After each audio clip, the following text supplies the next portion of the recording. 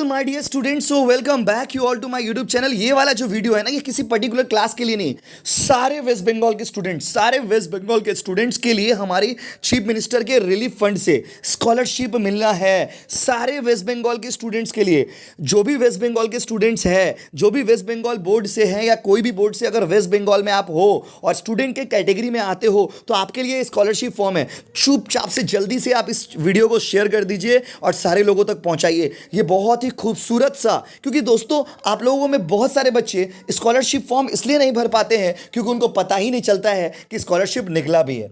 Yes my dear students, truly heard, बहुत सारे लोगों को ये पता ही नहीं चलता है कि स्कॉलरशिप का फॉर्म भी निकला है और इस कारण से आप स्कॉलरशिप फिलअप ही नहीं कर पाते हो that you deserve to get, जो आपको मिलना चाहिए।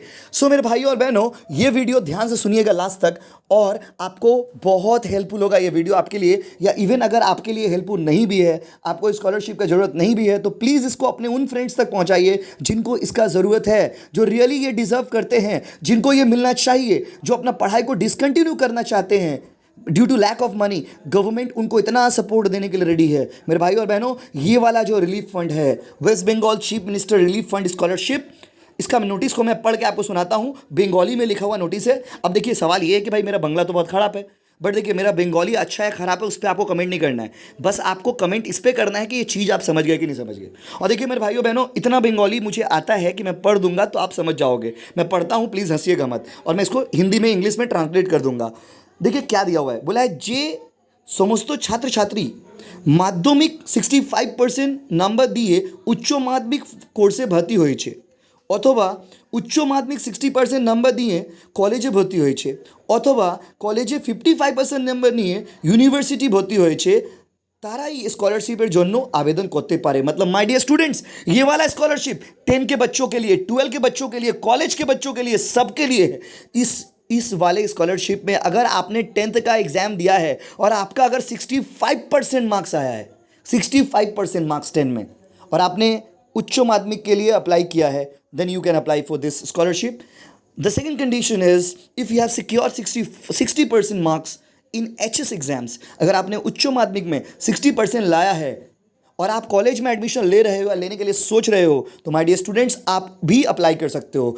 अथवा अगर आपने 55% मार्क्स कॉलेज में लाया है और आप यूनिवर्सिटी में एडमिशन लेना चाहते हो, कैलकाटा यूनिवर्सिटी, बर्दवान यूनिवर्सिटी, किसी भी यूनिवर्सिटी में, तो आप भी इसके लिए अप्लाई कर सकते हो। मतलब 3 कंडीशन, अगर आपने माध्यमिक दिया है 65%, उच्च माध्यमिक दिया है 55% और 60%, एंड कॉलेज में अगर आपने कॉलेज के एग्जाम्स दिए तो 55%। ये 3 में से कोई भी कंडीशन अगर आप फुलफिल करते हो तो you can apply. Condition number 2, आवेदनकारीर परिवारेर वात्सरिक आय 60,000 टाकार कम होते हवे। माने आपके फैमिली का इनकम, एनुअल इनकम 60,000 से कम होना चाहिए, नहीं तो आप ये स्कॉलरशिप के लिए आवेदन नहीं कर सकते हैं। अगर 60,000 से कम आपके फैमिली का ईयरली इनकम है, then you can apply for this. और तीसरा कंडीशन है, आवेदनकारीर अवश्य পশ্চিমবঙ্গের একজন স্থায়ী বাসিন্দা হতে হবে। মানে आप वेस्ट बंगाल के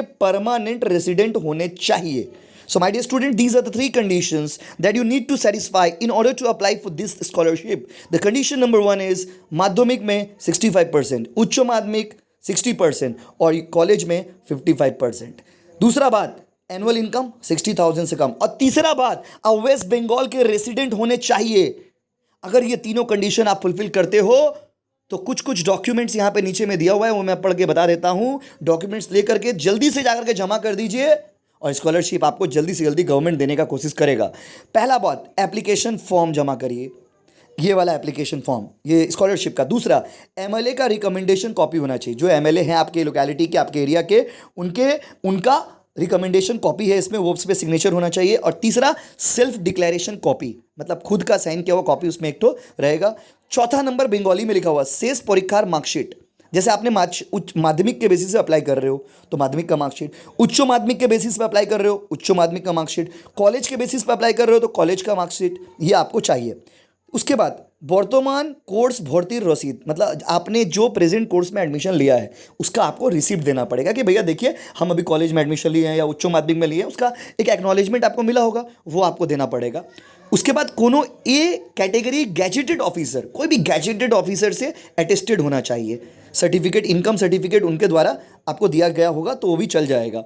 और लास्ट पॉइंट है एंट्रेंस परीक्षा record ranker card if any, मतलब कोई एंट्रेंस एग्जाम आप दिए हो, उसका कोई अगर कागज वागज है तो उसका आप जमा कर सकते हैं, वो वॉलेंटरी है, इफ एनी मतलब अगर है तो।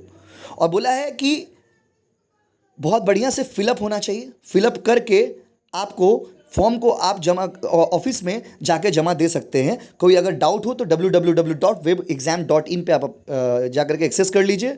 और एक देखिए स्टार देकर के ना रेड में लिखा हुआ देख रहा आपको, केवल मात्र आवेदनकारी निजे अथवा अभिभावक ही फॉर्म जमा देते पारे, मतलब आपको या तो खुद से जाके फॉर्म जमा करना पड़ेगा या तो आपके मम्मी पापा पेरेंट्स ही जमा कर सकते हैं। इसको आप पोस्ट के थ्रू भी भेज सकते हो, लेकिन यहाँ पे साफ साफ लिखा हुआ है कि अगर आप पोस्ट के थ्रू भेजते हो ना तो वहाँ पे स्कॉलरशिप मिलने का चांस बहुत कम होता है। बंगाली में लिखा हुआ है, मैं इसका ये पूरा PDF का लिंक मैं दे देता हूँ डिस्क्रिप्शन में, आप जाकर के खुद से भी पढ़ सकते हो। किंतु बोला है वहाँ पे कि अगर आप पोस्ट के माध्यम से भेजेंगे ना तो थोड़ा स्कॉलरशिप मिलने का चांस कम से कम रहेगा।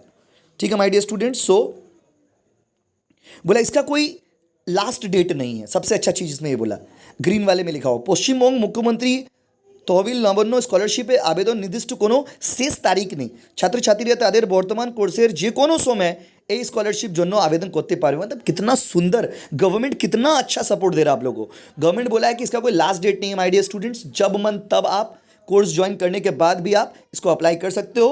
देखिए मैं इसको स्क्रॉल करता हूँ, इसमें 3 फॉर्म दिया हुआ है, एक एप्लीकेशन फॉर्म, एक सेल्फ डिक्लेरेशन फॉर्म, एक रिकमेंडेशन फ्रॉम MLA, और उसके बाद जो जो डॉक्यूमेंट्स मैंने कहा, ये सारे डॉक्यूमेंट्स को भर करके आप प्लीज़ एंड प्लीज़ अप्लाई कर दीजिए if you are truly a needy person. अगर आप सच में नीडी हो, अगर आप सच में आपको ज़रूरत है तो प्लीज़ इसको फिलअप कर दीजिए। You will get support from the government. And my dear students, अगर आप खुद नीडी नहीं भी हो तो ये मेरा रिक्वेस्ट है आप सबसे कि इसको प्लीज़ ज़्यादा से ज़्यादा शेयर करिए, अपने छोटे छोटे भाइयों बहनों जिन लोगों को ज़रूरत है उन तक इसको पहुंचाइए, गवर्नमेंट का हेल्प उनको मिलेगा। Thank you so much my dear student. और आपने अगर हमारे चैनल को सब्सक्राइब नहीं किया है तो जल्दी से जल्दी सब्सक्राइब करिए, सिर्फ और सिर्फ educational content, nothing else. Thank you so much.